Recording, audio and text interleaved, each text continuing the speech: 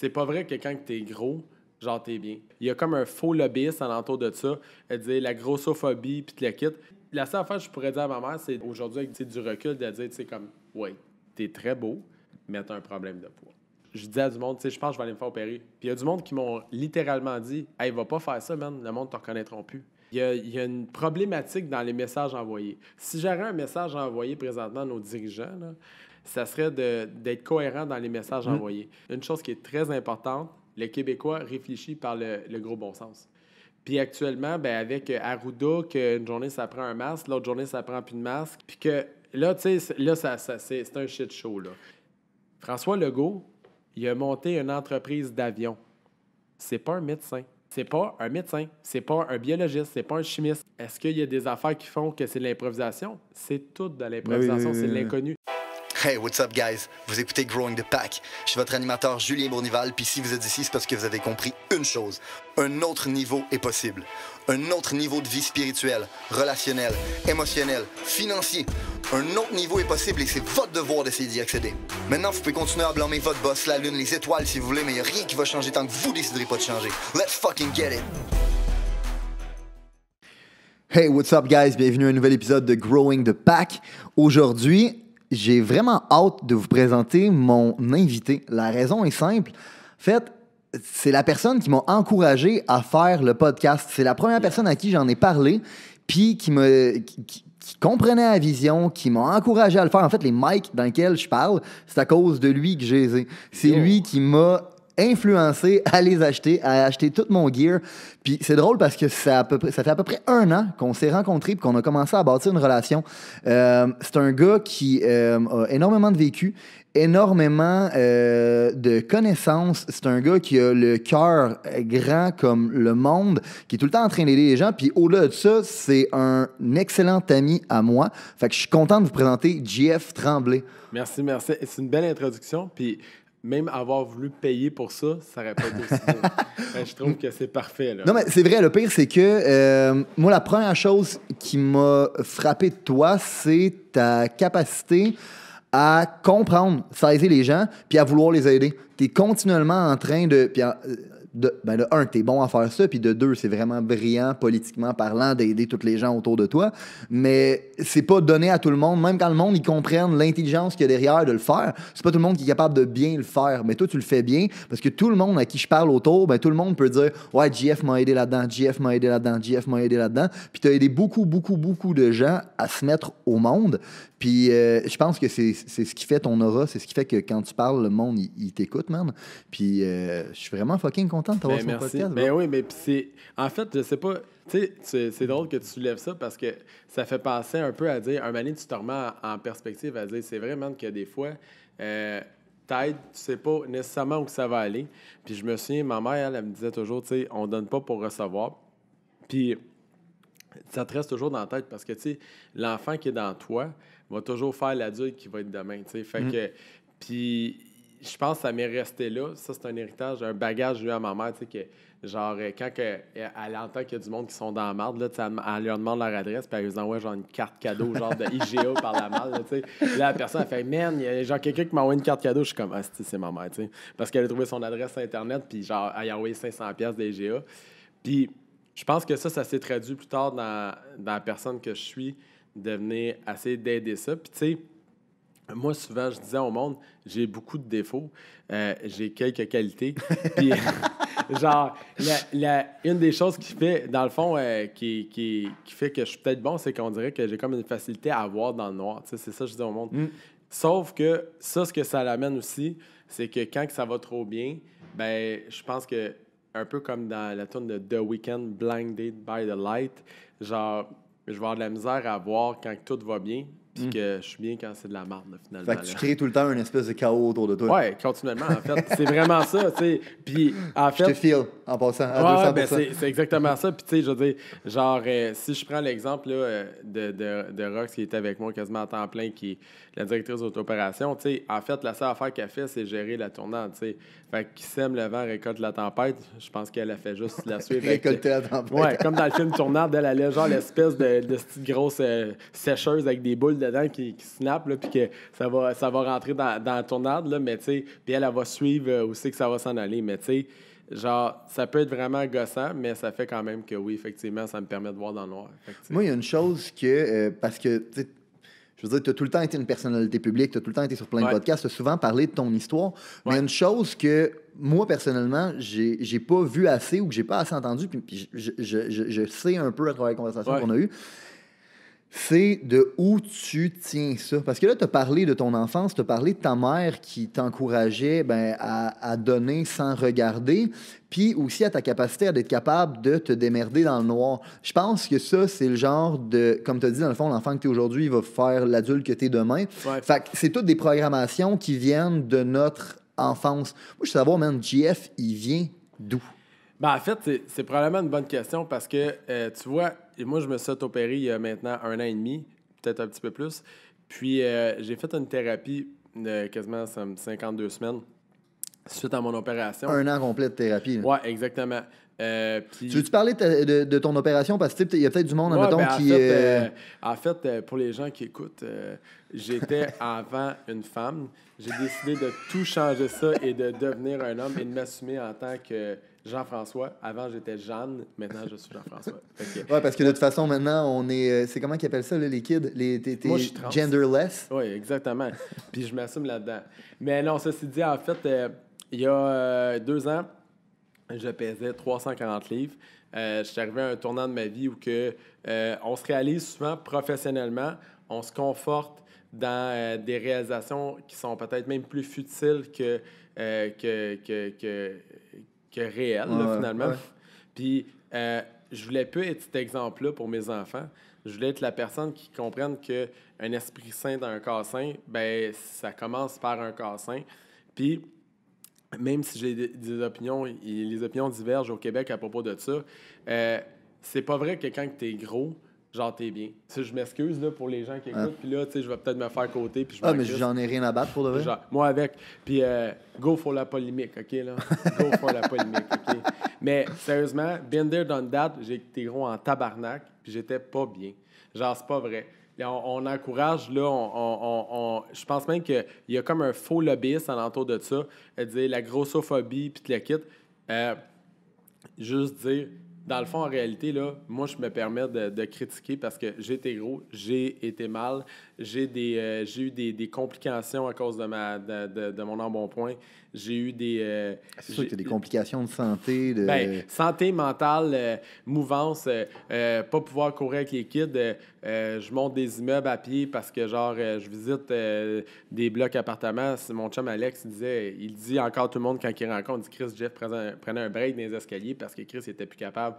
Des problèmes, ça peut aller même jusqu'à la sexualité, plein d'affaires. Ça s'englobe un paquet d'affaires. Puis, un jour, tu sais, je veux dire, t'arrives à un point dans ta vie où tu fais comme, man, c'est comme, genre, je me lève, je suis fatigué, je suis en tabarnak, j'ai même pas commencé ma journée, j'ai 4 enfants, je suis au bout de ma peine parce que j'ai pas ça. Puis j'ai décidé de dire, regarde, wake up call, pars, on le fait. Moi, j'ai une question pour toi, par exemple, là-dessus. Ouais. J'ai l'impression que souvent, les gens vont avoir une espèce de mentalité de victime de « c'est pas de ma faute ». Ben, il y a toujours ça. Je me demande, toi, comment tu voyais ça? Admettons, première étape, là, la première fois que j'ai catché que j'étais gros, j'avais 8 ans. Genre, j'étais voir, il y a mon chum, j'étais dans un sauna, là. Puis, quoi? On peut être dans un sauna avec tes chums? C'est pas gay, c'est comment ça s'appelle? T'es technicien, gros, là. Il y a du monde ici qui est intolérant, là. Hein? Voyons donc, Chris, ce podcast-là de marde. Il y a du monde intolérant ici, tout le monde. Là. Si tu veux pas ce gars-là, c'est pas un exemple. Merde. En plus, c'est un blond aux yeux bleus, race aryenne, nazi, non, le c'est gars. Ça, là. Chris, le gros, t'as des communistes ici, va chier, là, tu me l'avais pas dit. Tu sais, fuck, man. Yo, je suis pas de place d'intolérance, man. Anyway, j'étais dans un sauna avec mes chums, puis sans blague. Puis, il y a un gars qui m'a dit, « Hey, t'as un ventre. » Puis là, j'ai regardé mon ventre, j'ai fait, « Non, oui. » Puis, tu sais, dans la tête d'un enfant, je me souviens que j'ai été demandé à ma mère, puis elle m'a dit, ben oui, c'est le même. Puis là, tu sais, ta mère, elle essaie de monter comme un petit monde de watts alentour de toi, puis genre, c'est normal.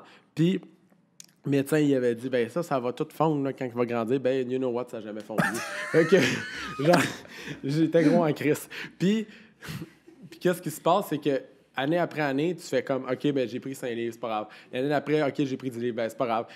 Puis un jour, tu te réveilles, puis tu sais, comme tu as passé le cap du 300, puis là, à un moment donné, c'est la road to 400, là. Tu comprends? Puis il faut que tu réalises à un moment donné que, genre, on est tout le temps en train de se conforter. Ah, ben c'est ma glande thyroïde. Moi, dans mon cas, c'était pas ça, mais j'ai entendu ça là. Ah, j'ai des gros os. Ah, c'est génétique. Ah, c'est. Non, man. C'est tes choix, c'est qui t'ont emmené là. Moi, j'étais dans le monde de la musique, OK, puis je me souviens que quand j'étais soundman, il y avait un terme qu'on utilisait, puis tu sais, j'ai jamais été dans la douceur, là, qui s'appelle shit in, shit out, là, tu sais. Ouais. Genre, t'es au board, puis ça sonne la crise de merde en avant parce que le gars, il y a un PV rage, man, ça scène. Ouais. Ben, gars, man, le gros, ça sonne la merde parce que ta métazone, elle sonne la merde. Puis genre, ça. Fait que, tu sais. En passant, je relate vraiment à ça parce que moi aussi, j'ai un band de métal, fait que métazone, c'est la crise de merde. Tu sais, qu'est-ce que je te dis? Ça sonne la merde, ça scène, ça sonne la merde dans les boîtes. Mais. C'est la même affaire avec ta santé. Si tu manges de la marde, si tu ingères de la marde, si... Puis, you know what? Quand on était enfant, c'est pas tant que mes parents, ils nous faisaient manger de la marde. C'est que, autre temps, autre mœurs, genre, moi, puis t'as posé la question d'où je viens, on était dans un milieu qui était foncièrement moins bien nanti. Mes parents travaillaient tous les deux. On vient d'une génération que la culture alimentaire est tellement différente. Puis... J'adore mes parents. Mon père, c'est mon héros. Ma mère, c'est une mentor. Ils m'ont tout montré. Mais eux autres, le know-how de la bouffe, ils ne savaient pas. J'ai fait découvrir à mon père et à ma mère c'était quoi un steak ordinaire cuit, médium saignant, alimenté, pas semelle de botte. Puis, tu sais, j'avais, mettons, peut-être 25 ans parce que pour eux autres, c'était la façon de faire. Puis, c'était pas parce qu'ils étaient caves. Puis, au Québec, on est habitué à manger comme des bûcherons parce que culturellement, ben, c'est des patates, c'est parce qu'on était un peuple qui était relativement pauvre, fait qu'il fallait qu'on trouve... Au-delà de la pauvreté, mon grand-père me racontait qu'il se levait à 3 heures, il ramassait de la roche dans le champ jusqu'à midi, puis il repartait à midi jusqu'à minuit le soir. Tabarnak, c'est sûr que lui, dans sa journée, man, il a charrié à peu près 7 tonnes de garnottes à bras, puis il a tiré sa vache, puis il a été traire sa truie. Genre, c'est normal que, genre, rendu, les calories sortent, là. Sauf que 100%. Quand tu t'arrêtes, puis on le voit, cette affaire-là, souvent dans des sportifs de haut niveau, les gars s'entraînent, les gars font la musculation, mangent en conséquence de ça. Un moment donné, la vie les rattrape, rentrent dans la trentaine, trouvent un job de bureau, continuent à manger ça. Chris, les gars, ils engraissent comme le Chris. Fait que toute cette culture-là, pour venir à où que j'étais, ben ça a fait qu'à un moment donné, ben on continue. Puis quand on arrive à l'âge, tu sais, comme moi, dans le fond, adulte, ben il faut réapprendre un peu à manger. J'ai réussi à trouver mes propres alimentaires, mes propres goûts, puis mes nouvelles affaires que j'ai découvert. Mais, vu que je suis un gars foncièrement excessif, ben à un moment donné, je veux dire, moi, manger un tomahawk avec une bouteille de champagne sur l'heure du midi, c'était pas moitié de mes forces. Tu comprends-tu? Fait que, si le guide alimentaire canadien, là, ben que tu savais que le champagne, c'était fait avec des raisins, genre, puis, genre, il y avait de l'hydratation, tu sais, il y a de l'eau là-dedans, puis il y a tout, sauf que tabarnak, c'est sûr qu'à un moment donné, c'était en quantité. Fait que, ce que ça fait, ben, c'est que ça amène un autre, ça amène un autre, ça amène un autre, puis à un moment donné, tu te réveilles un matin, puis tu fais comme, on est rendu là. Puis je me souviens de la journée que j'étais sur la table d'opération. Et comme c'était hier, moi, j'étais au privé. Fait que donc, je me couche sur la table d'opération. Et puis, évidemment, j'étais parti. Je suis arrivé en retard à ma propre opération. OK. Bon. Et ça, OK, pas dans le trafic. Tu arrives à Westmount, tu trouves pas de parking. Là, c'est une merde. Puis là, en plus de ça, tu chauffes le char, tu noilles pour ton parking. Puis là, tu sais pas que... Tu sais, c'est vraiment ambiguïté parce que tu te dis, là, live, là, genre, je m'en vais comme me faire opérer. Tu sais, ma vie, genre, je cherche un parking, mais comme dans 10 minutes, en fait, je suis déjà supposé être assis à la table, mais je dis dans 10 minutes, je vais être couché sur une table, puis genre, ma vie sera plus jamais pareille, tu sais. Fait que c'est comme, imagine-toi, c'est con, là, mais je me sentais comme si je cherchais une place dans le parking d'une prison. Tu sais, genre, j'étais comme, là, je m'en vais comme me faire enfermer. Mais pourtant, c'était le contraire, je m'en allais me faire libérer. 100%, ben oui. Mais c'était ça mon mindset. Puis quand je me suis couché sur la table, et là, il y a plein de monde autour de toi, ça va très vite, tout le monde te parle. Ils n'ont pas le temps de niaiser parce que j'étais au privé. Fait que, regarde, t'es mieux de comprendre vite parce qu'il ne te répète pas 2 fois. Puis, on t'a donné une idée, ce gars-là, big up, là, moi, je sais pas, je suis pas dans le bon métier. J'aurais dû opérer des gens là, parce que lui et moi, c'est quoi, 15 000 $? Dans cette journée-là, il en a fait 4. Là. je trouvais que j'étais hâte à faire mes affaires, mais you know what? Michel, il en fait des sous. On est les petits joueurs, là. Ouais, Michel, il en fait des sous. Et tabarnak, il fait ça 4 fois semaine. Et tabarnak. OK. Je suis pas dedans, moi, là. Mais, ceci dit, le point, c'est, j'étais assis à la table, je me souviens, comme c'était hier, il y a plein de lumière, plein de monde qui tourne, puis c'est comme un peu comme irréaliste. L'anesthésiste t'anesthésie un peu, puis un moment donné, il t'attache, puis je me souviens, quelqu'un qui m'attache, je demande comme pourquoi je t'ai attaché. Comme, on dirait que c'est la première question que je me pose. Puis, tu sais, évidemment, il y a plein de rencontres, là, mais tu sais, il te le dit pas dans ces rencontres-là que tu vas t'attacher, ouais. Fait que, genre, puis, pas que je suis pas un amateur de BSDM, là, mais les larmes se sont même coulées, man. Ah, c'est Parce sûr? que, genre, je regardais en haut de moi, puis tu sais, rendu là, tu fais comme, ah, excuse-moi, time out, j'aimerais avoir avec ça mon avocat. Tu sais, genre, non, mais c'est comme, OK, attache-moi, là. Mais Fait est-ce que tu pleurais parce je pleurais parce que je regardais en haut de moi, parce que j'ai posé la question, pourquoi tu m'attaches? Il y a une infirmière a répondu parce que ça se peut qu'il y ait des spasmes, puis le kit, puis le médecin, le chirurgien va être sûr que tu bouges pas. Puis je me souviens qu'après, j'ai comme pas renchéré là-dessus.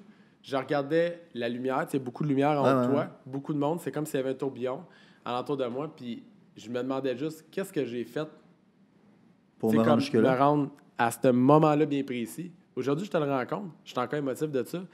Parce que je me souviens, tu sais, puis ça faisait juste couler. Puis j'étais comme pas tant triste, pas tant, mais c'était juste l'émotion. Puis genre, l'émotion de juste, c'est comme si, pas que tu repenses le film de ta vie, mais tu dis, man, faut pas que je retourne là. Ouais, 100%. Tu sais, comme t'es là, tu regardes parce que c'est une suite de mauvaises décisions, mais c'est une suite de décisions qui t'ont amené là. Puis éventuellement, oui, ils peuvent t'opérer, mais en bout de ligne, si tu continues à reprendre les mêmes habitudes, tu veux changer ta vie. Puis tu sais, genre, après ça, t'as un anesthésiste qui fait bientôt, tu vas 3, 2, 1, puis là, évidemment, le 1, tu l'entends pas, puis t'es déjà rendu. Tu te réveilles, en fait. Le moment où tu te réveilles, t'es en train de crier parce que t'es en douleur, là, mais genre, dans un réveil très brutal. Mais ceci dit, le point, c'est que entre le moment que, genre, je me souviens de ce moment-là comme c'était hier, ironiquement, je sais que les gens qui passent dans cette opération-là se souviennent de leur réveil, c'est-à-dire la douleur avant qu'ils te donnent du fentanyl ou quelque chose pour t'aider à soulager ça. Mais moi, ce que je me souviens, c'est le moment avant, quand je me fais attacher. Puis, est-ce qu'à ce moment-là, tu étais conscient de la transformation, pas juste physique qui s'en venait, mais comme de ton monde, parce que veux pas, je pense que ça a été comme une espèce de moment où est-ce que l'ancien GF, il y a une partie de cette vie-là qui est morte, dans le fond, à la création d'une nouvelle identité, parce que ce changement-là, il s'est reflété pas juste extérieur, il s'est reflété à l'intérieur, dans ton univers, dans ta réalité. T'étais-tu conscient de ça? C'est à ce moment-là bien précis que je suis devenu Damien. Non, c'est une blague. Genre, non, en fait, quand que ça s'est arrivé, genre, effectivement, genre, je pouvais pas m'imaginer tout le changement que ça allait faire. Est-ce que tu étais conscient qu'il allait avoir un changement? Non? J'étais pas conscient. J'étais en réaction à une succession d'affaires qui ont fait que j'étais couché sur la table. Puis je me suis probablement fait opérer pour les mauvaises raisons. Puis aujourd'hui, ça a fait que je suis la personne que je suis là. Puis tant mieux. Tu sais, je suis devenu... Pourquoi tu veux dire que tu penses que tu t'es fait opérer pour les mauvaises raisons? Ben, il y a un moment donné dans ma relation avec Marie-Ève où il y a un wake-up call, puis elle dit « Check, moi, je peux pas être avec toi. Je t'aime plus, puis il arrive ça. Puis je suis plus à l'aise dans notre relation de couple. Puis j'ai dit, regarde, moi, je pense que je veux changer ma vie, puis je suis capable d'être une nouvelle personne. Puis c'est à ce moment-là, j'ai 2 fois dans les mains l'argent nécessaire pour me faire opérer. La première fois, je l'ai dépensé. La deuxième fois, je l'ai mis à bonne place. Finalement, on a refait 1 an ensemble. Genre, et là, la vie a fait qu'on est maintenant séparés. Mais j'étais en réaction à genre, je vais lui montrer que je suis capable de prendre un taureau par les cornes. Genre, je vais changer. Parce que probablement que tout le avant, la pression qu'elle a subie, tout le kit, puis par rapport à où j'étais, puis la personne qui je suis. Parce que, genre, à quelque part, tu peux toujours essayer d'endormir l'autre personne qui est avec toi, puis de lui faire croire, ben c'est comme ça, c'est de même, mais en fait, l'autre personne a subi, là, tu sais. Ouais. Fait que, à ce moment-là, ben pour pas la perdre, genre, je m'étais dit, moi, je vais changer des choses. Fait que, trop peu, trop tard, ou simplement des tracks parallèles, je me suis ramassé sur la table d'opération parce que là, Chris, je voyais que j'avais comme un deadline qui était, dans le fond, en fait, que j'aurais dû prendre quelques années avant. Ouais. Parce que c'est comme impossible. Et juste pour les gens qui se posent la question, là, puis on va mettre ça bien au clair, juste pour clore le sujet de l'opération.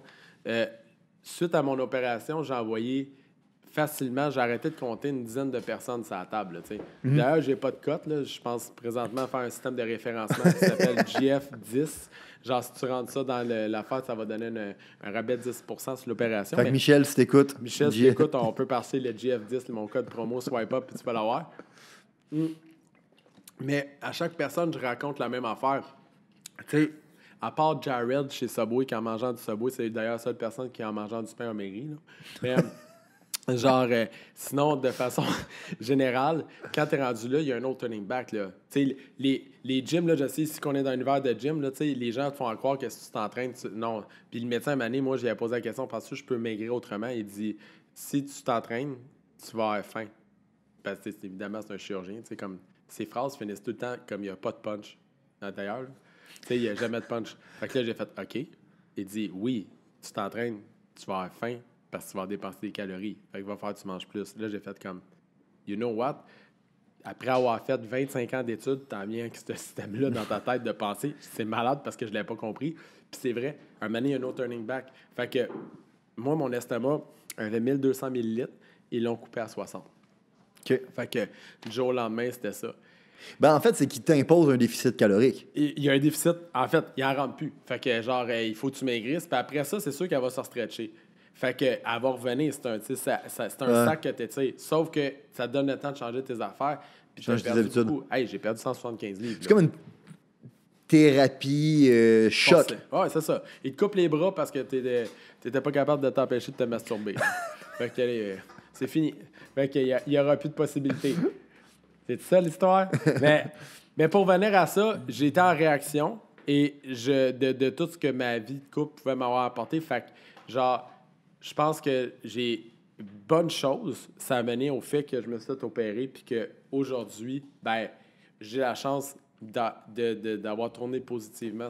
Moi, j'ai une question pour toi. Parce que tu as dit quelque chose tantôt. Juste revenir un peu en arrière. J'ai dit bien des choses. Ben, tantôt, tu as parlé du fait que quand tu étais plus jeune, ta mère, elle avait un peu sugarcoat, enveloppé ça dans de la soie. Ben c'est normal, puis c'est pas grave, etc., etc. Est-ce que, selon toi, cette espèce de réveil brutal-là, de t'apercevoir que finalement, c'était pas l'enveloppe dans soi, c'est réalisé à d'être un cauchemar, dans le fond. Ouais. Est-ce que tu penses que ça l'explique pourquoi tu es aussi cru et raw, puis que tu n'enveloppes rien dans de la soie? Ma mère est très, très, très crue. Si tu la rencontrais, moi, j'étais un enfant d'école à côté d'elle. Mais, genre, le point... ce que j'ai envie de te dire, parce que c'est une bonne question que tu poses, en fait, je pense que c'est que... Parce que tu es très raw, puis pour de vrai, moi, j'apprécie ça parce que je considère... OK, c'est une théorie que j'ai, mais que la raison pour laquelle les kids y ont une crise d'adolescence, c'est parce que toute leur vie se sont fait montrer un monde de licornes puis d'arc-en-ciel, puis à un moment donné, ils se rendent à un réveil brutal de non, finalement, la vie, c'est pas des arcs-en-ciel, des licornes, man. La vie, c'est tough, man. Puis gros, si tu n'es pas capable de fight back, tu vas t'en faire crisser une tabarnak. Je m'en souviens, puis je suis direct là-dedans, je fais un aparté parce que moi, effectivement, avec mes enfants, je suis très raw, tu sais. Mais j'apprécie, on en parlait justement la dernière fois avec Rox, puis j'étais comme Chris, that's it, on fait pas croire avant que le Père Noël existe, J'ai relaté une histoire à Julien, là, pour les gens qui écoutent, c'est que moi, dans mon salon, j'ai une peau d'ours. Fait que... Puis là, ma fille, elle flatte l'ours, puis c'est un vrai ours qui s'est fait... bon. Fait que... Puis là, ben, la première fois, on a expliqué à Blanche que l'ours, ben, il dormait. T'sais, c'est pour ça qu'il était pas là. T'sais. Fait que là, elle touchait à l'ours. Puis là, maintenant, elle vient me voir une deuxième fois, elle dit, ben, il dort encore. Et là, je dis, non, il dort pas, Blanche. Je vais te le dire, il s'est fait tirer. Genre, il est mort, puis il s'est fait tirer. Genre, il s'est fait... Là, c'est ça qui est arrivé. Fait que là, il est dans le salon, puis il est mort. Fait que là, elle me regarde. Ça dure comme un instant. Elle s'en va à Balzac, qui est son frère. Puis elle dit, il était à Balzac, l'ours est mort. Fait que c'était rentré dans sa tête. Tu sais, elle avait accepté la réalité telle qu'elle était. Parce que, tu sais, peut-être j'aurais pas pu faire ça avec Robinson, qui a une personnalité un peu différente, parce que je me souviens qu'il avait lu un livre sur le deuil des chats, puis là, le chat il se transforme en nuage, puis là, comme toute la nuit, il a pleuré sa vie. pas le même niveau de sensibilité, mais j'en évalue tout ça, parce qu'à la fin, le punch du livre, c'est que le chat est rendu un nuage, mais Ben, il y a bien de la misère avec la séparation, fait que, pas la nôtre, mais la séparation entre deux humains, là. Fait que genre là, lui, man, il était déconnecté de ta tête que le petit chat devienne un nuage, fait que j'aurais pas pu dire que l'ours était fait tirer, mais je pense qu'à quelque part, il y a une question quand même d'honnêteté à dire. Oui, effectivement, c'était ça. Moi, je pense que ma mère, elle a travaillé plus sur ma confiance en moi. Ma mère m'a toujours trouvé beau. C'est ma fan numéro un. Là. Elle a toutes les coupeurs de journaux de moi. Elle a toutes les entrevues, là, mes émissions de TV. Elle a appelé. Elle pourrait-tu avoir le disque dur de ces émissions? Genre, elle a tout. Elle a une Ta fan numéro un. Oui. C'est important, ça. C'est hâte d'avoir, d'ailleurs, comme de l'amour inconditionnel d'une mère. Moi, je l'ai. Fait qu'elle n'a pas fait ça pour mal faire. Puis, au contraire, c'est une fille qui est vraiment raw. Sauf que c'est sûr que, d'ailleurs, moi, si tu m'aurais posé la question, il y a, mettons, quelques années, tu m'aurais demandé « Hey, est-ce que tu te trouves beau? » Ben, j'aurais dit « Ouais, man. » Tu sais, moi, dans le fond, j'essayais d'être swag. C'est sûr qu'à dernier, là, quand je m'habillais avec des abris tempo, je catchais bien que, tu sais, ça y allait pas, là. Mais genre, puis j'ai tout le temps été, ça a été un reality check, puis pour les gens qui écoutent, je me souviens pertinemment d'une fois où que j'étais avec Roxane, puis il n'y avait plus rien qui me faisait. On avait un événement, puis j'étais rendu dans du 3X large, puis moi, je voulais toujours quand même bien m'habiller. Fait qu'elle dit, écoute, on va aller chez Maximus. Puis là, j'étais comme, je me souviens d'être dans le parking. Puis ça, Maximus, pour ceux qui ne le savent pas, c'est une place où ils ont légalisé le linge comme entre du 3 et 22X large. Fait que, puis c'est bien correct d'ailleurs. Puis c'est juste que je m'assis là. Puis pour les gens qui vont écouter ça, qui ont des problèmes d'obésité ou que les gens qui ont eu vont savoir c'est quoi, tu fais comme yo. Tu sais, ça aussi, c'est un moment où tu fais comme vas-tu vraiment rentrer là? Tu rentres là, puis tu sais, c'est comme du parasuco, des affaires de même, puis là, c'est. Tu sais, puis toi, moi, j'étais un petit garçon, là, comparé au monde qui était là. Puis c'est correct, puis tu sais, je suis pas là en train de. Je shame pas. Je suis pas en train de faire de la grossophobie. Non, c'est juste j'étais là, puis ça a été un marqueur dans ma vie où que quand tu es sur place, tu fais comme, OK, là, man, je suis rendu à m'habiller chez Maximus. Tu sais, comme, OK. Fait que, tu sais, ça a été un autre marqueur. Tu sais, il y a eu plein d'étapes de même qui ont mené à ça. Puis, comme je te dis, là, tu sais, c'était déjà dans le process, tu sais, mais avant ça, je pense que j'étais juste dans le déni. Puis, c'est un petit peu. Tu sais, la seule affaire que je pourrais dire à ma mère, c'est le fait aujourd'hui avec du recul de dire, tu sais, comme, ouais, t'es très beau, mais t'as un problème de poids. Tu sais, j'aurais peut-être aimé mieux avec cette version-là, peut-être que faire comme, OK. Parce que, tu sais, genre, tu sais, dans un tunnel, je le raconte souvent, cette histoire-là, tu veux savoir, tu sais, si le train qui s'en vient ou si c'est la lumière qu'on voit. Tu sais, pas juste de se conforter en disant, c'est ça, c'est ça. Ouais. Fait que là, à pas vouloir faire de la peine, tu le quittes, ben peut-être on finit par en causer. Exact. Est-ce que ma mère, est-ce que ça aurait changé de quoi? Est-ce que on je ne passerais pas? Mais chose sûre, il y a une chose qui est évidente, c'est sûr que je me suis ramassé là.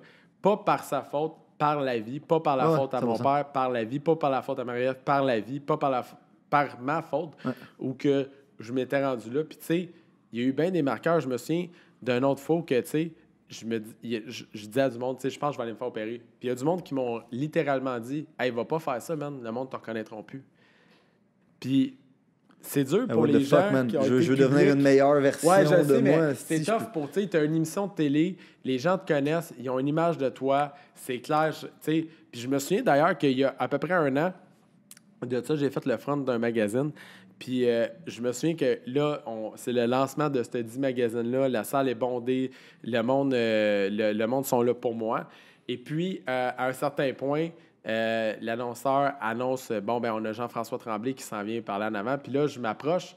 Puis, tu sais, le monde applaudit. Puis quand je prends le micro, le monde, tu sais, comme je vois dans leurs yeux qu'ils me cherchent. Wow.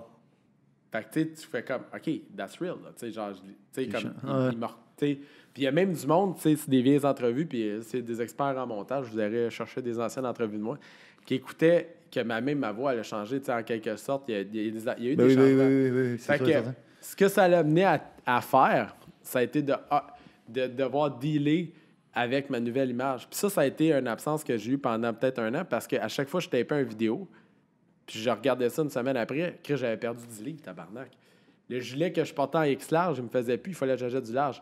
sais, j'étais un esti de bon client, moi, de l'aubainerie. J'ai découvert l'aubainerie, là, parce que c'est pas cher. C'est swag pareil, là, tu sais. Puis, je suis capable aussi de... J'allais l'acheter, j'étais comme, OK, tu sais, tu pars 3X large, là. Tu t'en vas, genre, à small. Moi, c'est ça, là, en ce moment, là. Ouais. Tu sais. Puis là, small ball, parce que vous voulez y aller, là. Ça a l'air que la mode du oversize est revenue. Fait que là, je suis comme, tabarnak, j'ai tout jeté mes cochonneries qui étaient X large. J'aurais pu tout garder ça, tabarnak. Mais à chaque fois, je rachetais du linge en nouveau. Puis, fait que quand j'ai pris mon plateau, là, je me sens un peu plus nourri. Oui, il y a une chose que, en fait, il y a une grande partie de ton message que j'aimerais ça décortiquer pour tout le monde, parce que je pense que c'est important de comprendre, c'est que, en vrai, il y a une chose que tu dis qui est une vérité fondamentale que nous, on n'arrête pas de prôner partout où est-ce qu'on va, puis sur tous nos podcasts, puis c'est même l'essence même de ce qu'on dit, c'est que ta réalité est causée par ta personnalité. La personne que... La vie que tu mènes, la seule personne qui est responsable de ça, c'est pas ta mère, c'est pas l'univers, c'est pas le soleil, c'est pas ma barbe, c'est toi. C'est toi, les choix que tu as faits qui t'ont amené à devenir la personne que tu es, puis la personne que tu es crée la réalité que tu as autour de toi. Puis il y a une réalité fondamentale que je pense que tout le monde doit accepter, c'est que changer sa réalité veut dire changer sa personne, puis changer sa personne, c'est un processus qui est douloureux. Tout le monde a la possibilité d'être capable de changer. Il y a des méthodes différentes pour être capable d'y arriver. Il y a des méthodes qui sont plus drastiques, il y a des méthodes qui prennent plus de temps, mais si tu veux changer ta vie, tu es capable de le faire. Sauf que quand tu es prêt à faire ça, il faut que tu acceptes une chose.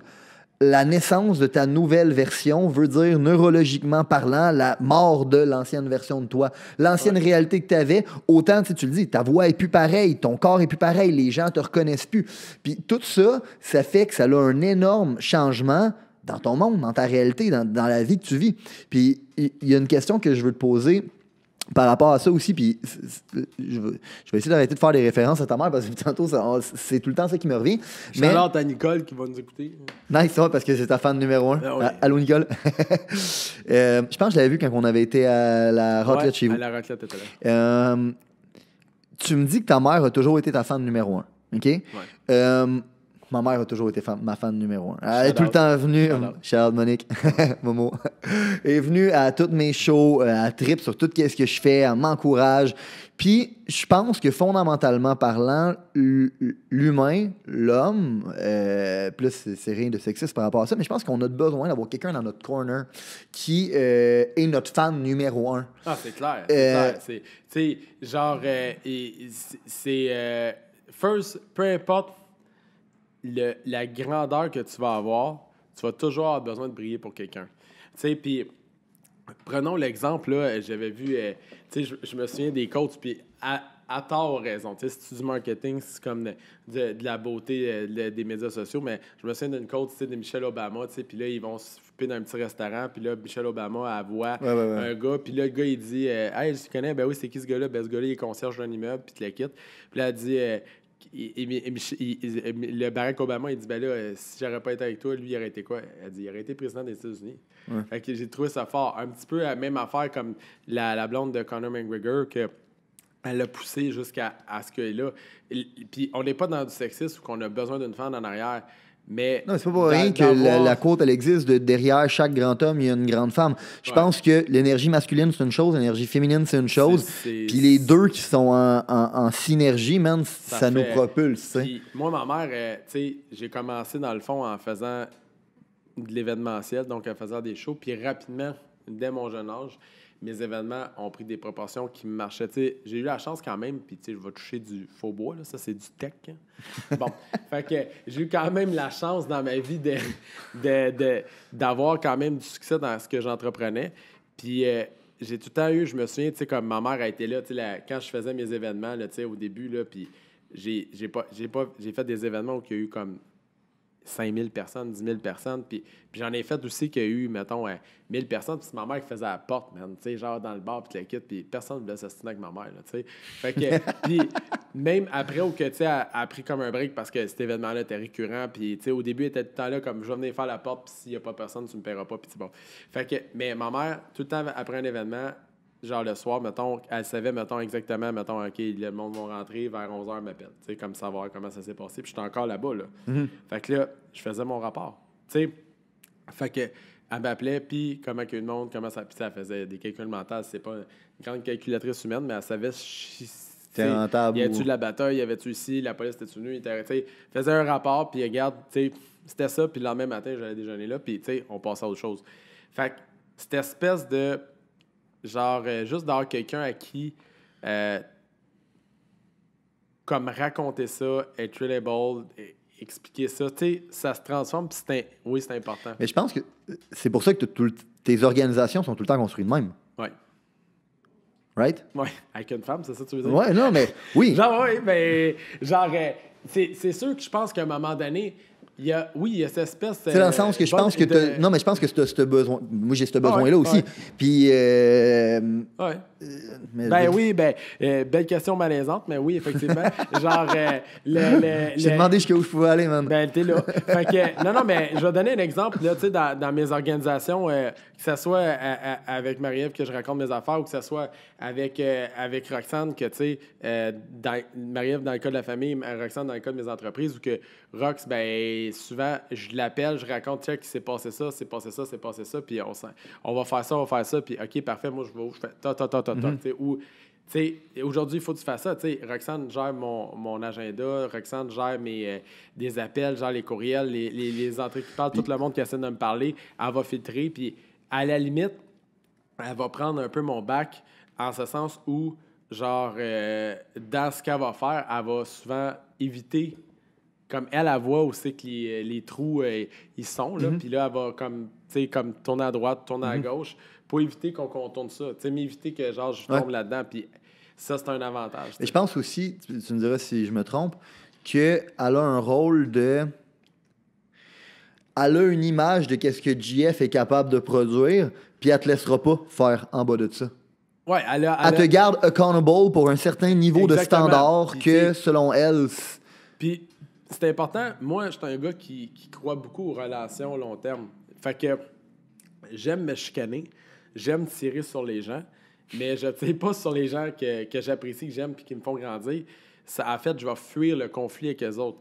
Genre, c'est peut-être même une façon. Puis, pourquoi je fais ça? Parce que je trouve que c'est tellement, en 2020, puis surtout dans nos positions où on est dirigeant de projet, dirigeant d'entreprise, on n'a pas le temps de développer des relations profondes avec tout le monde. Puis les gens qui valent la peine que tu développes une relation avec eux autres, ben t'es mieux de la maintenir. Puis pourquoi n'avoir peu, dans ma tête à moi, c'est que elle peut prévoir mes réactions.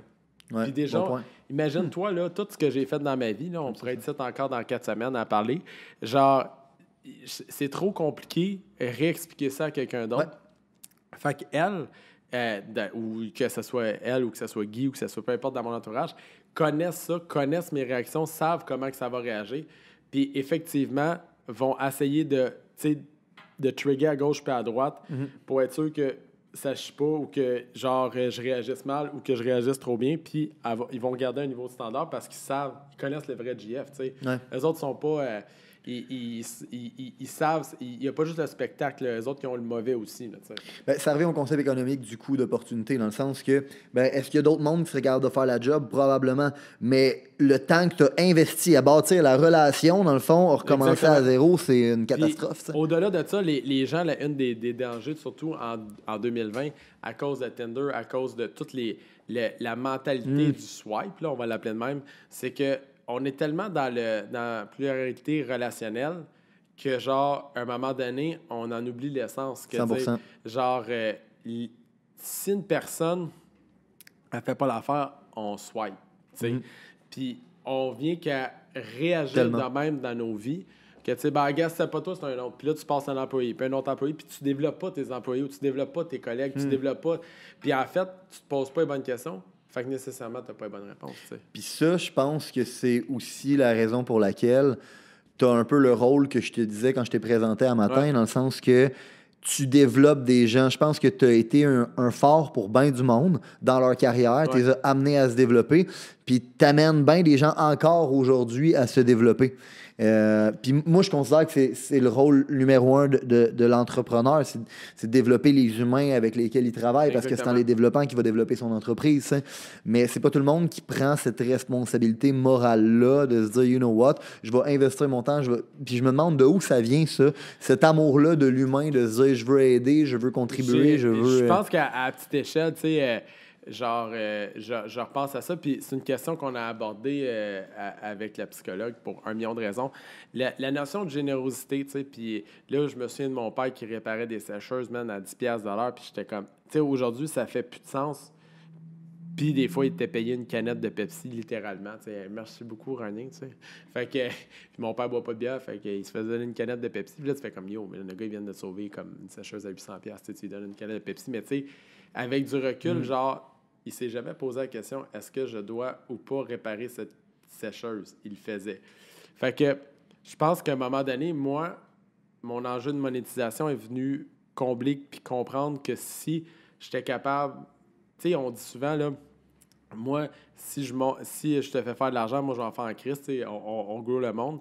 Si on l'entend, ça, là, tu sais, montre le monde l'entour de toi, tu vas monter, mais de le dire, puis de le faire... Puis de l'appliquer au quotidien, c'est une autre chose. Fait que, tu sais, il y a des gens que je prends par la main, puis je sais, puis sont plus vieux que moi, qui ont des carrières de l'éducation, des crissements, là, tu sais, je veux dire, ils ont 10-15 ans d'université dans des hautes études de finance, puis que je grow up, puis que, gars, follow me, là, je vais te montrer c'est quoi le chemin.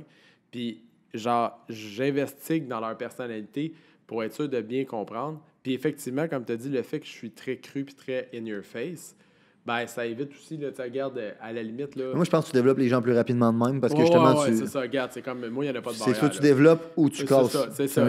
Puis en fait, je suis polarisant. Fait que, tu sais, si la personne, elle m'aime pas, ça va être rapide, là, tu sais. Fait que il n'y aura pas d'ambiguïté de dire je l'aime ou je l'aime pas. Non, regarde, si tu l'aimes ou tu l'haïs, là, tu sais, ça va... Je ne laisse personne indifférent, d'après moi. Fait que c'est soit un ou soit l'autre. Fait que... Puis c'est quand même assez intéressant. Fait d'où c'est que ça vient, je pense, c'est pour revenir à la question, c'est l'exemple de mes parents qui, genre, mon père répare des sécheuses pour une canette de Pepsi, ma mère qui envoie des cartes cadeaux des IGA, quand que, peut-être même eux autres, il n'y avait pas les moyens de le faire, mais où ils les avaient, mais tu sais, comme c'était limite, puis qu'ils se disaient, on va le faire parce qu'il faut le faire, tu sais. Puis ça, c'est un petit peu un héritage de la culture judéo-chrétienne qu'on a au Québec, d'aider son prochain, qui est quand même un héritage culturel intéressant quand tu viens qu'à dire, si on appliquerait ça, ben il y a toute la théorisation là, de la Bible là-dedans tu fais pas aux autres ce que tu veux pas te faire, que t'aides ton prochain. Mais ça, c'est comme resté, puis dans ma famille, je pense que c'est ancré, fait que je pense que de ce track-là, je suis devenu ce que je suis devenu. Good. Avec tout, qu'est-ce qui se passe en ce moment? Tu te situes où, man? Qu'est-ce qui se passe en ce moment? Tout... On en parlait un peu tantôt. Champagne et ballonné, ça? Non, mais le non-sens des mesures qui sont en place, la destruction économique actuelle du Québec, je sais que c'est un sujet qui est tabou. Les gens, ils n'aiment pas aller là. Tu te situes où là-dedans, man? Je suis une personne qui est politisée. Je suis une personne qui aime la politique. Je suis un observateur social aguerri. On vit actuellement, collectivement, un moment trouble de notre histoire. Là, 100%. C'est le genre d'affaire qui arrive une fois dans une vie, puis une génération. Il y a comme une espèce de tension sociale, là. C'est ce que je parlais, je faisais des références autrefois à 98, on a eu la crise du verglas. Ça a stigmatisé les gens. Qu'est-ce que tu faisais? Ben, je prends l'exemple de ma mère qui est ma mère, là, c'est parfait, comme moi je l'appelle elle TVA Mind. C'est quand je vais avoir l'opinion... Je t'aime, man. Je t'aime. Mais quand je veux l'opinion sociale, je me réfère à ma mère, tu sais. Fait que... Puis... Fait que là, tu sais comment ils sont programmés le monde. Ouais, c'est ça. Mère, qu'est-ce que tu penses de ça? Là, t'as ça de tabarnak, ça. Fait que, OK, parfait. Fait que, mais ma mère, après le verglas, elle acheté, elle s'est équipée à l'huile, après ça, elle s'est équipée au gaz propane, après ça, il y a une génératrice qui est rentrée, puis tout ça, c'est venu, la crise du verglas, nous autres, on était dans le triangle noir, là, l'endroit que Saint-Jean-sur-Cheyou, que ça a été comme le plus... Le triangle noir, c'est toi qui as inventé ça ou c'est une... Non, c'est vraiment, il y a un triangle, là, c'est la place que il y avait l'impact la plus grosse là, de la crise du verglas. On était là, puis les pylônes étaient tous tombés, puis nous autres, ça a duré comme 80 jours de plus, je pense, ou je sais pas quoi. Ça se dit, puis j'avais même mon gilet, j'ai survécu au grand verglas. Moi aussi, je pense que j'en avais un. Puis cette photo-là était prise derrière à côté, d'ailleurs, juste à dire. Bon, ceci dit, j'aimerais ça leur retrouver ce gilet-là. Si quelqu'un écoute ce podcast-là et est capable de m'envoyer un gilet, j'ai survécu au grand verglas, sérieusement, je le charlotte en crise. Il va y avoir une stigmatisation, il va y avoir le post-pandémie. Durant la pandémie, durant le confinement, j'ai passé mon confinement ça brosse. Et à un moment donné... J'aime la transparence. À un moment donné, j'ai décidé d'ouvrir finalement mon mic, mon téléphone, puis de faire comme des rapports quotidiens de ce qu'était l'économie. Pointe de presse. Oui, pointe de presse, en fait, c'est né du fait que j'étais chaud, puis c'était voulait dire point de presse, mais j'avais mis un E. Fait que ça a fait la pointe de presse. Fait qu'après ça, mes gens au marketing, mes agences que je faisais affaire, ils ont fait le dessin avec les pointes de pizza, puis parce que je tournais ça à la blague. J'ai remarqué que collectivement, genre les gens au Québec, ils sont pas caves. Puis la problématique qui se passe en ce moment, que je crois, c'est que il y a une problématique dans les messages envoyés. Si j'aurais un message à envoyer présentement à nos dirigeants, là, ça serait de... Puis ça, c'est les gars de communication qui parlent. Ça serait d'être cohérent dans les messages envoyés. Parce que si on lit le livre Code Québec ou les 36 habitudes des Québécois, tu vas comprendre que là-dedans, une chose qui est très importante, le Québécois réfléchit par le gros bon sens. Puis actuellement, ben avec Arruda, qu'une journée, ça prend un masque, l'autre journée, ça prend plus de masque. Les bars, là, on peut encore aller dans les bars, mais on peut pas avoir du monde chez nous. Puis que là, tu sais, là, c'est un shit show, là. Fait et au début, ça a été très bien géré au niveau du message. Puis après ça, ça l'a dérapé. Ouais. Au début, moi, j'y suivais. Moi, au début, j'étais comme, on est dans l'inconnu. On ne sait pas qu'est-ce qui se passe. You know what? Il y a un capitaine dans le bateau. On le savait. Ah, exact. Il fait les bons moves. Ça y va. Il y a un capitaine. C'est rassurant. Le bateau s'en va quelque part. Là où que le problème, c'est que... Puis on l'excuse. Hein, François Legault, bien que toutes ses affaires... pour ça, il y a cette aura-là de réaction, de dire, écoute, moi, je fais de mon mieux, puis on est comme yo. Ben, c'est un ancien chef d'entreprise. Fait que, le il gars, fait de son mieux, on est comme yes. Mais sauf qu'il y a une équipe en arrière, puis c'est cette équipe-là, Mané, que tu fais comme, OK, là, on est-tu vraiment, on est où, là, on se situe où? Parce que, tu sais, il y a des mesures, puis à un moment donné, le Québécois moyen n'est pas câble. À un moment donné, le discours paternaliste, ça suffit, là. Ouais, 100%. Fait que, à cette heure, au début, on est dans une crise, on ne sait pas où est-ce qu'on s'en va. C'est correct que tu colles les shots, mais à un moment donné... Là, tu sais, on comprend que là, le masque, pour tout le monde, est obligatoire. Tu sais, on n'est pas cave. Parce que Mané, la mairesse de Montréal, que d'ailleurs, j'appelle avec amour Val-de-Mort, parce que... Ah, t'as une petite rage contre elle, hein? Ben, en fait, j'ai pas une rage contre elle. Elle a une rage contre la ville. Je la déteste. Genre, parce que c'est une personne qui ne sait pas faire de la politique. Puis c'est une personne... On a pris une personne incompétente, puis on l'a mis dans un poste où que ses aptitudes de leader devaient être mises en avant, puis elle ne l'est pas. Elle a échoué. Elle a échoué. Puis en fait, c'est la preuve que en 2020, le marketing, avec une robe puis un sourire, peut détruire. Mais bro, c'est la stratégie... C'est une mauvaise stratégie marketing, selon moi, parce qu'à un moment donné, on la voit venir, mais c'est la stratégie électorale de une femme au pouvoir, un homme noir au pouvoir. Mais on arrête de regarder les actions que le gars fait, on fait juste... Ça, exactement. Mais tu sais, you know what? Genre, il n'y avait pas de meilleur choix, sans vouloir être méchant pour tout le monde. Là, je veux dire, à ce moment-là, étant un observateur politique, il n'y avait pas vraiment de meilleur choix. Mais ceci dit, ça va être de la vieille histoire en 2021. La mairesse de Montréal, rappelons-nous, a sorti un jour, a dit « Moi, je veux le masque partout. » Et puis, le gouvernement québécois est obligé de suivre parce qu'il y aurait eu de la cave. OK? Fait qu'encore là, on peut excuser certaines affaires. Ah, tu penses que c'est le même qui s'est passé? Je suis pas mal sûr que c'est ça qui est. Tu sais, je veux dire, ça prend pas la tête à Papineau, puis selon mes petits oiseaux, d'après moi, c'est de même que ça s'est passé. OK. J'ai un gars qui connaît. Elle a collé une shot, les autres, ils ont collé une shot. Le reste du Québec avait de la cave de pas mettre le masque. Si tu passes le pont Champlain, il faut que tu te colles un masque dans la face, tu sais. Fait que, genre, à un moment donné, ça fait la suite des choses. Ceci dit, c'est encore là des stratégies électorales. Aujourd'hui, on est là à subir. Pourquoi tu dis que c'est une stratégie électorale? Mais là, si tu veux parler de la mairesse, je peux te faire un petit peu. Oui, vas-y. Val-de-Mort, en fait, là, avec son inactivité qu'elle a faite dans les 2 premières années de son mandat, là, on tombe avec un vide. Elle ne pouvait pas prévoir le COVID. Là, je te donne une observation. Fait que le COVID, ça l'a shut down. Puis le plus gros impact du COVID, peu importe qu'est-ce qu'on va dire, puis les chiffres, c'est passé à Montréal. Fait que là, elle a l'air d'une crise de conne. Puis quand le COVID a fini, il avait passé quand même 6 mois. 6 mois, puis il ne faut pas oublier que là, on tombe en janvier en année électorale pour novembre 2021.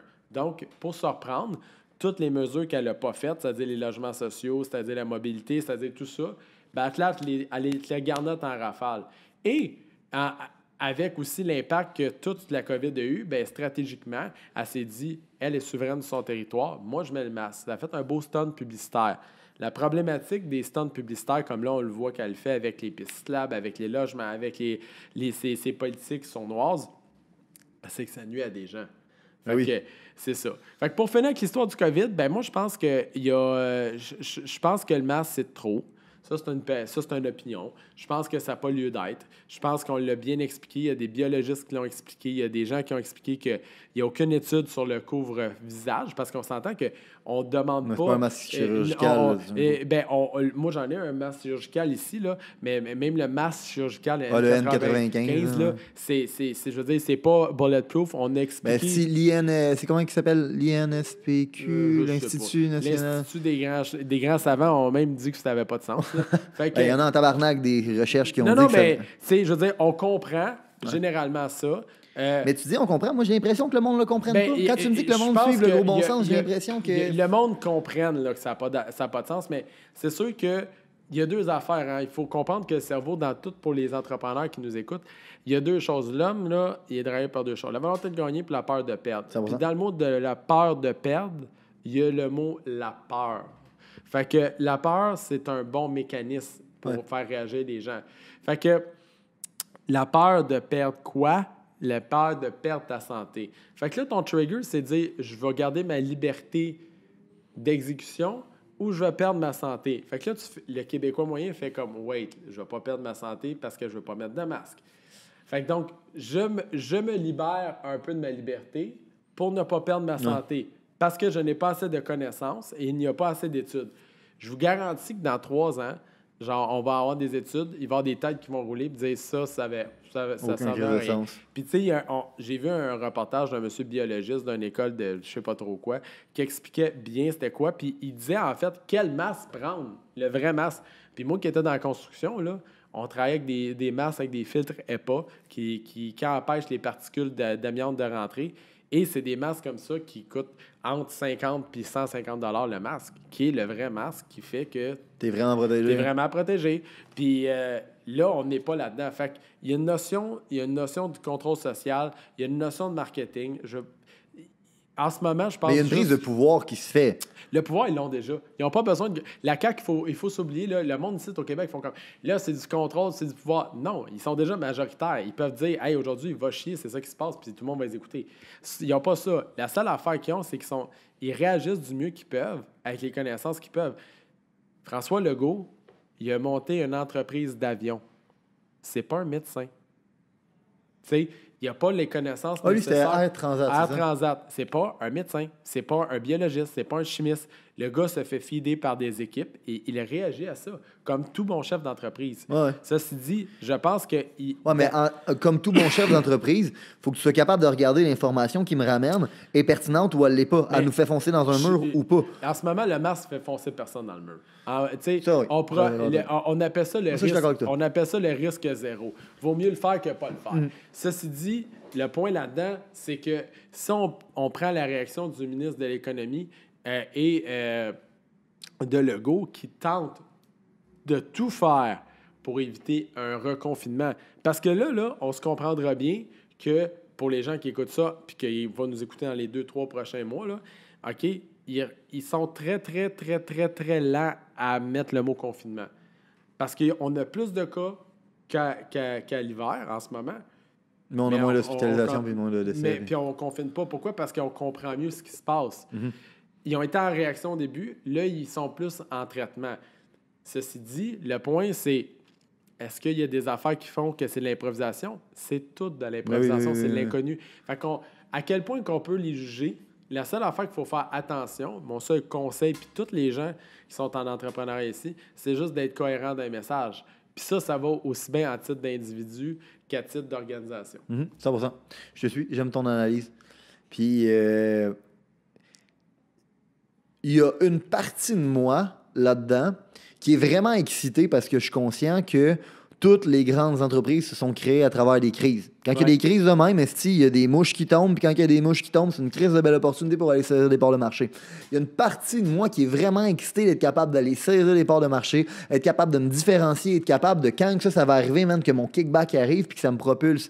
Il y a une partie de moi, par exemple, qui me dit... OK, bon, bien évidemment, tout le monde a sa destinée entre les mains, OK? Puis tout le monde est responsable de sa propre destinée. Mais c'est pas tout le monde qui a la même drive que j'ai, la même éducation ou la même drive de s'éduquer que moi j'ai. Puis oui, il y a une partie de moi qui est excitée de prendre des parts de marché, mais il y a une partie de moi qui... Calisse, man, il y en a qui vont rentrer dans un mur. Il y en a qui vont... Il y en a des familles qui vont se ramasser à la rue. Il y en a des PME qui vont fermer. Puis moi, c'est ça que mais ça, on peut pas empêcher l'évolution, tu sais, parce que... non, c'est vrai, c'est un accélérateur. C'est un accélérateur. Les compagnies qui avaient planté, ils vont planter. Puis je vais donner un exemple, puis là, je vais loin en esti pour chercher mon exemple, mais tu sais, dans le temps de la Deuxième Guerre mondiale, puis il y a eu du gros racisme qui s'est fait, et puis on a été... il y a des gens qui ont été victimes par les nazis de tests médicaux qui, aujourd'hui, a mené à la Tylenol. Tu sais, donc... Puis là, je sais que je suis en gauche en disant ça, mais tu sais, dans des crises de même, un matin, il y a quelqu'un qui a écouté un gars qui s'appelle Adolf Hitler puis qui ont gazé des Juifs, tu sais, faire ça simple. Mais ça mène à une Tylenol qui a sauvé du monde. Tu sais, il y a comme... À un moment donné, puis je suis pas... on n'est pas là pour dire que c'est correct le génocide, puis c'est pas ça que je veux dire. Là, on est juste à dire, c'est sûr que dans une crise, il y a des choses, à cet impact-là, il y a des choses qui se créent. Un matin, j'écoutais Arcan, on avait un intervenant qui disait que dans le réseau de la santé, il n'y a pas un médecin qui s'est élevé avant, fermement, mettant son poing sur la table. Il n'y a pas un politicien qui était rentré en disant « Moi, je vais prendre les CHSLD, il y a une problématique, puis je vais la prendre de front. » Ça faisait partie d'aucune promesse électorale. Le gars, ce qu'il disait, il dit ça prenait une pandémie, une crise, pour que là, les politiciens, quand ils vont être élus, vont dire les aînés, les maisons des aînés, ces gens-là sont à risque et on va s'en occuper et on va bien le faire en cas de crise sanitaire. Ce qui revient à... Il y a toujours une partie de bien dans le mal, puis il y a toujours une partie de mal dans le bien. C'est ce qu'on pourrait retenir. C'est comment que tu as dit déjà la dernière fois? Dans le fond, si tu fais le mal, si tu fais le mal, fais le bien, ça fera pas mal à personne. C'est une version de la chose. C'est Jeff des maisons mobiles qui dit ça. Mais j'aime ton analyse, puis j'aime ça parler de ça, dans le fond, puis tant qu'à être dans le sujet, Trump. Oh, shit! Je suis sûr, en plus de ça, c'est parce que Julien, il n'y a pas de comparse politique. Fait que là, il me garde tout un par un. Là. Non, mais c'est parce que je le sais que tu aimes la politique. Ouais. Puis moi, je me suis jamais vraiment intéressé à ça parce que je me suis toujours dit, tu sais quoi, de toute façon, on s'en fait passer une tabarnak. Puis peu importe c'est qui est au pouvoir, je m'en fais passer une tabarnak. À un moment donné, j'avais rencontré un gars au Maroc quand j'étais ouvrir mon centre d'appel là-bas. Puis il m'a dit, Julien, dans le fond, que tu t'y intéresses ou pas, la politique, tu vas la subir. Fait que tant qu'à subir, t'es peut-être mieux de t'en intéresser puis d'aider à compte. Ben, c'est mon option. Puis là, j'ai fait comme, you know what? Il a quand même assez raison. Puis ça m'intéressait dans la tête, mais je m'étais pas plus intéressé. Puis là, en 2020, quand tout ça arrive, je me dis, fuck, c'est vrai. Dans le fond, la personne qui est au pouvoir puis qui cale les shots, dans le fond, c'est important en tabarnak. C'est qui est là. Fait que là, je commence à m'intéresser à ça. Puis... moi, depuis que je me suis intéressé à Trump, personnellement, je trouve que le gars, s'il y en a bien un qui fait ce qu'il dit qu'il allait faire, c'est lui. si j'aurais bien quelqu'un à élire pour qu'il cale les shots pour mon peuple, pour qu'il négocie pour mon peuple, je préférerais que ce soit lui qui négocie. Ça, c'est sûr et certain. Fait que j'ai quand même une opinion sur le bonhomme, mais je me demande, toi, ton opinion. Ben écoute, et c'est super intéressant comme question. Oui, effectivement, moi j'ai tout le temps. En fait, ça fait maintenant 10 ans que je suis activement à la politique, que je participe à des campagnes électorales à titre de joueur de l'ombre, que je suis conseiller pour certains, que je fais de la gestion de crise pour d'autres, que je fais. J'adore la politique. Dans les faits, Trump, selon mon aveu, je me souviens quand il s'est fait élire, j'étais en tout cas, pendant qu'il était en élection, on était en tournage pour Marie-Ève sur un de ses trucs. Et puis, il y avait une designer, puis les designers sont foncièrement féministes, puis pas foncièrement, pas toute la gang, mais elle l'était. Puis j'ai posé la question, elle avait été en Floride aller chercher des morceaux pour faire des tests, peu importe. Fait que je pose la question à Audrey, je dis, c'est quoi le terrain là-bas sur Trump? Elle dit, Floride, qui est un État, premièrement, qui était démocrate, parce qu'il ne faut pas oublier que Trump est républicain. Ouais. Genre, le monde vote Trump. Puis là, j'ai comme, OK, le monde vote Trump. Elle dit, oui, le monde vote Trump. OK. Puis j'ai dit, les femmes, tu sais, là, tu viens de te faire saucer en Floride, elle était sur le board, puis tu le quittes. Je suis comme, Chris, c'est quoi, comment que les madames réagissent? Ben, elle dit, you know what? Genre, il y a beaucoup de supporters dans les femmes, même des designers. Mais j'ai dit, comment ça? Elle dit, tu sais, le marketing de l'honnêteté, puis j'en fais un petit peu partie de ça. À 100%. Le marketing de l'honnêteté, on prend la technique de François Legault. Moi-même, quand je parle, je suis très raw, j'ai pas de filtre, le quitte. Elle dit, tu sais, quel homme a jamais dit à appeler une femme une chienne ou dire telle affaire? Puis le gars, il est moins liché. On sait, man, it's a man. Tu sais, ça, c'était sa version de qu'est-ce qu'elle disait à Trump. Fait jamais on a un gars qui dit les vraies affaires qu'avoir une Hillary qui cache des trucs, qui est full of shit, qui a de l'air d'être une croops, puis le kit, puis paranoïa. Puis la politique américaine, ça se joue beaucoup au nombre de cash que tu as. Puis Trump, il y en a beaucoup. Puis Trump, il a fait des gros stunts. Puis moi, pour les gens qui vont écouter le podcast, vous pourrez aller écouter Get Me Roger Stone sur Netflix, qui est pour moi un chef-d'œuvre documentaire de Netflix, qui explique comment Trump a rentré avec son conseiller politique. Après ça, il y a le Great Hack, que tu peux aller voir aussi sur Netflix, qui explique la technique en arrière. Là. Mais donc, dans Get Me Roger Stone, qui est en français et en anglais, on voit la vraie technique en arrière, puis comment ils ont fait politiquement. Qui est brillant, by the way. Qui est très brillante. Et on comprend qu'à un moment donné, Trump, à un certain point, il dit « Hey, moi, je t'ai payé, man. Dans le passé, j'ai payé toi et ton mari pour faire telle affaire. » Puis ça, c'est la pire affaire qui peut arriver à un politicien, parce que les politiciens ont besoin de contributions, ont besoin de support en arrière, ont besoin parce qu'il faut qu'ils arrivent à ça. D'ailleurs, c'est ce qui fait qu'au Québec, on a un premier ministre qui est très fort parce qu'il n'y a pas besoin. François Legault a le même aura que Donald Trump parce qu'il ne doit rien à personne. Il est indépendant de fortune. Je pense pas, je suis sûr. François Legault est indépendant de fortune. Fait que quand il a fait bien du cash avec Transat? Oui, puis c'est un entrepreneur c'est un bon gars d'affaires, puis le kit. Il est indépendant de fortune. Il y a personne, il n'y a pas besoin de dire à une personne, donne-moi un chèque de 10 000 pour ma campagne. Il n'y a pas besoin d'aller voir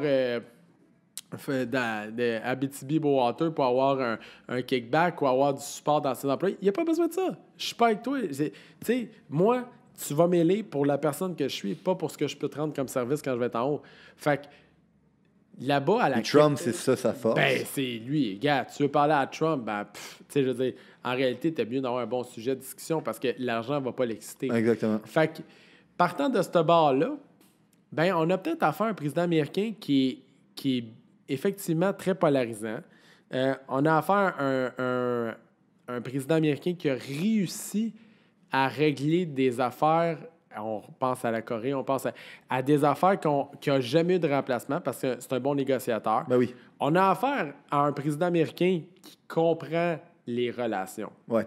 Parce que Il comprend la game. puis ça fait longtemps... Il comprend le marketing aussi. Oui, parce qu'il faut comprendre que Barack Obama, il n'était pas un homme d'affaires, il ne voyageait pas à travers le monde. Donald Trump, il y a des fonds qui viennent du Burkina Faso, il y a des fonds qui viennent de la Russie, il y a des fonds qui viennent de Dubaï, il connaît tout le monde. Partout le monde. Ouais. Fait que lui, un call de Poutine, là. Je veux dire, il est à un call de Netanyahou, il est à un call de tous ces gens-là. Fait que, genre, en bout de ligne, là, ça donne une grande force de règlement de conflit. Ouais. Puis, de l'autre côté, étant donné que lui-même est polarisant, le monde font comme « hit tabarnak ». OK, lui, tu sais, il a tout le temps la volonté de gagner, la peur de perdre. Ben le monde, ils ont peur de perdre leur vie pas mal avec lui. Puis, you know what? C'est peut-être des fois... Je suis pas quelqu'un qui veut régler ses affaires par la force, mais je me dis des fois, pour combattre des gens qui sont extrémistes, ça prend peut-être un gars qui est capable de peser sur des pitons, de dire « Regarde, moi, je vais pas juste le dire. » Va le faire. Va le faire. Fait que là, t'arrêtes. Puis en plus de ça, il comprend bien les médias sociaux. Crée ça sur Twitter, le lendemain, c'est fini. Genre, il n'envoie pas de pigeon voyageur avec un gars qui essaie de négocier. Là. Il crée ça en 250 caractères sur Twitter, puis bang, genre, tabarnak, OK, tout le monde le sent en même temps, là. Tu sais, fait que, genre, à quelque part, reste que ça donne un bon edge au gars. À cette heure, est-ce qu'il devrait avoir, selon moi, une équipe alentour qui pourrait être plus structurante? Je suis pas assez dans le secret des dieux. Je pense que oui. Je pense que oui. Je pense qu'il devrait avoir des... Et puis, je crois qu'avec le temps, il a remanié ses affaires, puis il est rendu avec ça, tu sais. Ouais, mais la vraie question, c'est est-ce qu'il va gracier Joe Exotic? Moi, je me pose vraiment la question s'il va gracier là, de sa peine là, de prison Joe Exotic. C'est la question qu'on devrait se poser. Joe Exotic, c'est pas le... C'est Tiger King. Ah, Tiger. Genre, est-ce qu'il va gracier là, de Joe Exotic? Ça va être la vraie question. Question pour toi. Tu es un promoteur de base. Je pense que tu es un excellent communicateur. Tu comprends la game de la vente, tu comprends la game du marketing, tu comprends bien les games. Puis je pense que tout ça mis ensemble fait que toi, tu es un promoteur, man. Tu promotes les gens, tu promotes tes affaires. Tu promotes quoi en ce moment? Sur quoi je travaille? Je travaille sur trop d'affaires. Genre, what's next pour What's Jeff? Next? Écoute, c'est une bonne question parce que je me la pose aussi. On se la pose tout le temps en passant. Ouais, c'est normal. Écoute, cette année, encore une fois, grosse année, virage sur plein de niveaux. Je suis j'ai déménagé à côté de chez Marie-Ève. J'étais à 5 minutes en trottinette. Là, je fais souvent la blague à dire ça, de mes enfants. Quand on s'est séparés, ça a été important pour moi de maintenir la proximité autant avec elle, puis encore plus avec les enfants. Donc, parce que tu es un gars de famille. Oui. Fondamentalement, toi, c'est... C'est une valeur qui est très, très importante. C'est très prédominant chez moi. Donc, puis d'ailleurs... C'est ton why. C'est mon why, puis c'est encadrant. C'est mon cadre. C'est ça qui me rassure. Mm-hmm. C'est tes fans numéro 1 aussi. Oui, exactement. Okay. Mais je suis à 5 minutes de là. Puis je viens de finir ce projet-là de ma nouvelle maison. Donc, puis, que je suis venu visiter puis qui est débile. Merci beaucoup. Fait que j'appelle avec amour Château-Cantine. Château-Cantine? Château-Cantine. Je suis un cantinier. J'ai des pains et des saucisses, je fais des hot dogs. Donc, dans l'élaboration de tout ça, ça m'a pris du temps cet été. Et puis, là, je suis rendu à maintenant, dans le fond, de remettre en selle les projets de Flip Academy. C'est-à-dire, il y a du ménage, puis on continue notre virage numérique. On s'en vient probablement avec, pour la nouvelle année, avec Immopreneur, qui devrait être une espèce de gunshot de l'industrie de la formation immobilière on va shaker à patente une autre fois. Je continue. Ce qui est important pour moi dans mes affaires, j'ai un projet qui mène déjà qui s'appelle Le Clan. C'est-à-dire que je donne la formation, mais au final de mes formations, il y a des gens qui se sélectionnent puis qui viennent avec moi pour qu'ils fassent un mastermind, qui a un début, mais qui n'a pas de fin. Là, je fais tout le temps la blague aux gens, dire « Je t'ai sélectionné, tu as une chance inouïe de me donner 1000$ par mois. » De façon infinie. Mais, genre, j'ai un engagement moral avec ces gens-là de les faire réussir et je le fais et c'est un de mes why au quotidien de les faire cheminer puis je le réussis bien. Donc, je pense que je continue ça pour 2-3 ans encore. C'est ça mon avenue. Puis à travers ça, je suis en train de repositionner mes billes, moi, par rapport à l'immobilier. qu'est-ce que GF veut faire. Tu sais, j'étais un flipper. Après ça, j'ai flippé des plus gros projets. Après ça, j'ai flippé des grosses bâtisses. Puis là, ben, je suis peut-être dans un esprit communautaire où que présentement, j'achète des quartiers dans le but d'amener ma vision là-bas puis de redévelopper l'environnement que les gens habitent. Là, t'es un visionnaire, t'es un créateur aussi. Oui. T'aimes ça créer? À la base, je suis un créateur, ouais. Ouais, hein? Fait que c'est ça que je fais. Fait que là, je veux créer des milieux de vie en arrachant des quartiers puis en remodelant ça pour que les gens puissent vivre de quoi ou que ce soit le bien-vivre. On a eu ça dans les années 60. Je suis un grand amateur de toute l'œuvre de Roger Dastou puis de Frank Wright. Où que les gens pensaient à des milieux de vie avant de penser à leur poche et que l'effet faisait que leur poche en bénéficiait parce que les personnes se sentaient bien dans leur milieu de vie. Fait que, on réinverse l'affaire. C'est pas des niches à chiens là, qui ont combattu ça dans ce temps-là, sans vouloir être méchant. Là. C'était pas des hot dogs qu'on vendait sur le marché rapidement. On était dans vraiment... La personne avait un feeling quand elle rentrait chez eux. Fait que je suis là-dedans en ce moment. Nice. Puis c'est pour quand, ça?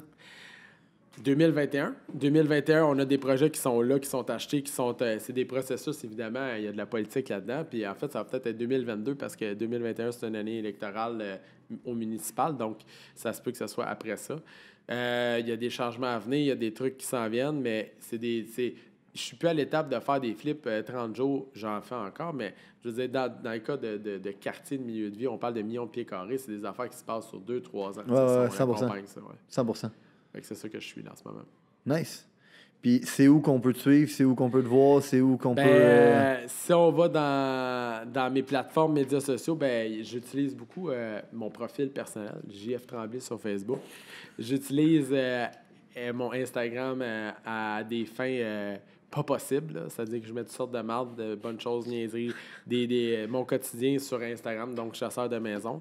J'ai ma chaîne YouTube, JF Tremblay, vous pouvez suivre aussi, qui a beaucoup de matériel là-dessus. Et le Facebook de Flip Academy. Là, Ton émission, joue-tu encore aujourd'hui? Non, mon émission a... Parce qu'elle a joué longtemps, hein? J'ai fait 2 passes à Casa, 2 passes à TVA. On m'a pu me voir aussi dans Mère à bout, dans les 2 saisons. On m'a pu me voir dans d'autres émissions. Là. Je fais des émissions, je fais sporadiquement des coucous à la télé.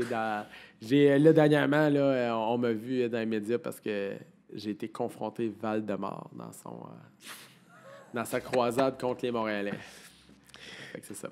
Tu as été la confronter...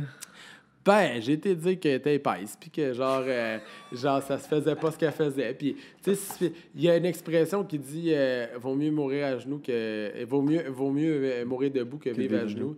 Puis, je me suis dit, si je peux être la voix des gens silencieux qui ont peut-être pas la force ou le temps ou l'énergie d'aller dire tout haut ce qu'ils pensent, moi, je vais le faire pour collectivement changer les affaires. Parce que si un moment on fait juste se fermer la gueule, puis qu'on se ramasse à tolérer la situation, on va vivre l'impact continuellement. 100%. Fait que, comme tu as dit, c'est des changements.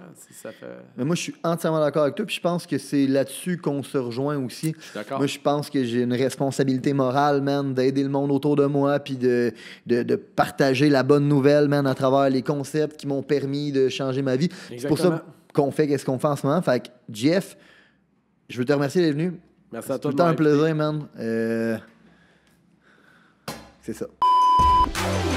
Si vous avez considéré que l'information, les principes, les valeurs qui ont été partagées aujourd'hui ont une certaine utilité dans la vie, vous allez non seulement vouloir appliquer les concepts, mais vous allez surtout vouloir les partager.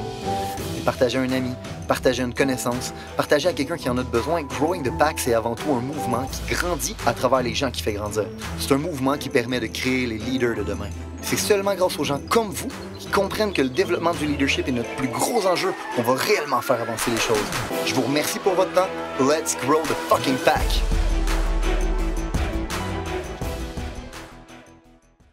Il est beau comme un cœur. Ce gars-là est fertile. Va le follow, man. Lui, il est hot.